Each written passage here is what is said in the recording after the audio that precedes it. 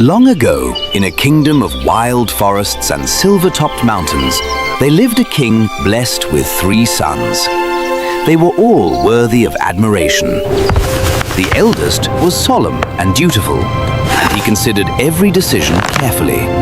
The second was lively, eager, and was quick to please and quick to be pleased. The youngest was gentle and thoughtful, and he possessed a quiet grace that made people trust him without knowing why. As the king grew older, he began to worry that they were eager to rule before he was ready to step aside, and rumors even suggested they might try to undermine him. Though age was catching up with his body, his mind was still sharp, and he had no intention of giving up his throne. To keep the peace, he chose to distract his sons with vague promises, ones he could always delay or avoid fulfilling. Bring my sons to me.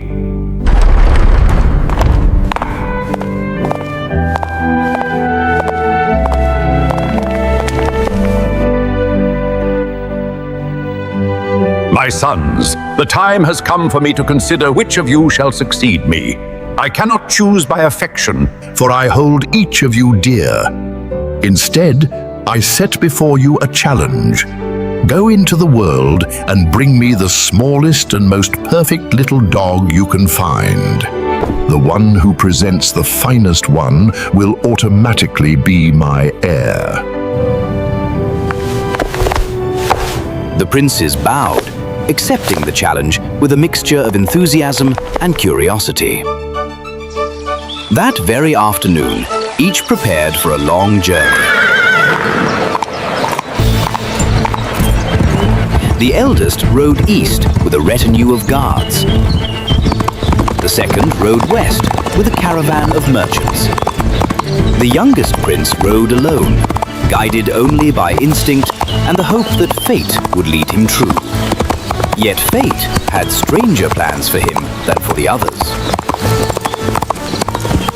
For many days, the youngest prince traveled through unfamiliar regions, across meadows thick with wildflowers, through forests where beams of gold filtered through ancient trees, and over hills that rolled endlessly toward the horizon. Yet despite the beauty around him, he found no suitable dog. The villages he passed through offered nothing exceptional. The inns were pleasant, the people kind, but no creature struck him as fit for such a royal request. One evening, just as the sky darkened into a stormy purple, thunder cracked across the heavens. A violent wind erupted, bending trees and sending leaves flying like scattered birds. Rain poured down in sheets so heavy that the prince could scarcely see the road. His horse reared, frightened. Seeking shelter, the prince urged his horse into a shadowed path between towering pines. Just as he thought he might be forced to spend the night cold and soaked, a sudden glow flickered ahead. There, rising like a dream from the forest, stood a castle, tall, luminous, and shimmering as if the stones themselves had been polished with moonlight. Golden torches illuminated balconies carved with delicate patterns. Not a single window was dark. With relief, the prince approached the gate and knocked. To his astonishment, it opened by itself. He entered cautiously. Instead of servants, dozens of cats greeted him, but they did not behave like ordinary animals. They walked upright, bowed with graceful courtesy, and wore small velvet collars adorned with tiny gems. One particularly dignified cat, tall and striped, approached and gestured, as clearly as any butler, for him to follow. The prince, though unsure whether exhaustion had blurred his senses, complied. He was led through a grand hallway, decorated with rich tapestries and portraits of crowned felines. Soft music drifted from somewhere unseen. At last, he was ushered through tall double doors into a magnificent chamber. Seated upon a throne of carved ivory was a small white cat, elegant, luminous, and radiating an almost human intelligence. Welcome, noble prince. You must be weary from the storm. Allow us to offer shelter. You shall dine, rest, and be honored as a guest. Come. You must be hungry. The prince found himself enveloped in comforts beyond imagining. The banquet hall bustled with cats playing instruments, carrying trays and arranging dishes with surprising dexterity. The table itself was set with delicacies worthy of a royal feast. The white cat sat at the head of the table, while the prince sat at her right. Though she ate little, she conversed with wit and charm. After dinner, musicians played soft melodies as the prince was escorted to an exquisitely prepared bedroom. The sheets were warm, the pillows downy, and despite the strangeness of the place, he slept more soundly than he had in months.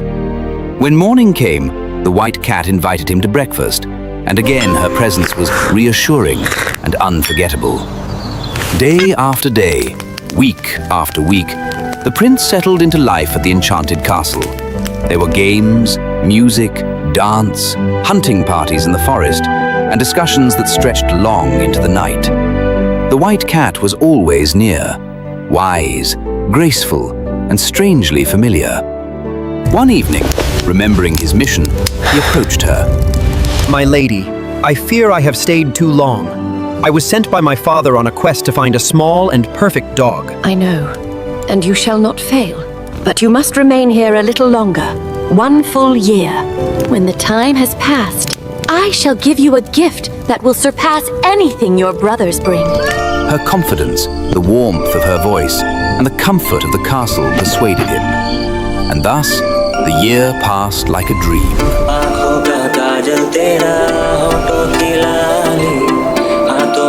When the year ended, the white cat summoned him. It is time. Your father awaits. Take this walnut. Guard it carefully. A walnut? Do not open it until you stand before the king. Despite his doubts, the prince obeyed. He bid farewell to the white cat, wondering why leaving her felt like a deeper loss than he expected. When he returned home, his brothers were already presenting their dogs, both rare and beautiful. Yet, when the king cracked open the walnuts the prince carried, everyone gasped. Inside sat a dog so tiny, so delicate, and so perfectly formed that it seemed crafted from pure light. This is indeed the finest. But instead of crowning the prince, the king set a second challenge. Bring me the finest piece of cloth, so fine that it can pass easily through the eye of a needle. The princes exchanged uneasy glances, but the challenge was accepted. Once again, the youngest prince returned to the white cat. The white cat welcomed him back with warmth that made the prince feel unexpectedly like he had come home. You have returned. How could I stay away? And again, the year passed, filled with conversation, companionship, and a longing the prince dared not name. Give this to your father. When the time came, the white cat presented him with another small object. But do not open it beforehand. The prince obeyed. When the king opened the box, he found a roll of cloth so fine that it looked like mist spun into thread. When he lifted it, it flowed like water and passed effortlessly through the eye of the smallest needle in the kingdom. Again, the king was astonished, but he was still reluctant to relinquish his crown. A third challenge. Bring me the most beautiful bride, and I will name my heir. The prince felt a strange mixture of dread and hope. Who could be more beautiful? For whom could be more beautiful, more captivating than the white cat? The prince hurried back to the castle, and when the white cat saw him, her sapphire eyes brightened. but with sadness. You have come for the final time. The king demands a bride. I know, and perhaps I can be what you need. There is something you must do, though it will pain you. What is it? I will do anything for you. You must take your sword and cut off my head and my tail. Never. I could not harm you. You must, for only then will the enchantment end. And you are certain that this is the only way? Trust me. With trembling hands and tears in his eyes, the prince lifted his sword. The white cat, serene and fearless, bowed her head. He struck once, and in a burst of golden light, the small feline form dissolved. When the brilliance faded, a young woman stood before him, radiant, graceful, and astonishingly beautiful. The prince stared, speechless. You have freed me. The entire castle trembled, then transformed.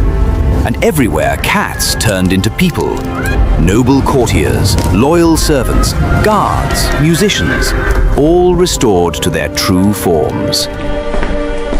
Come. Let us present ourselves to your father. The prince and the princess traveled together, their carriages filled with the newly restored court. Along the way, the prince felt joy so profound, it frightened him. He had admired the white cat's mind and spirit.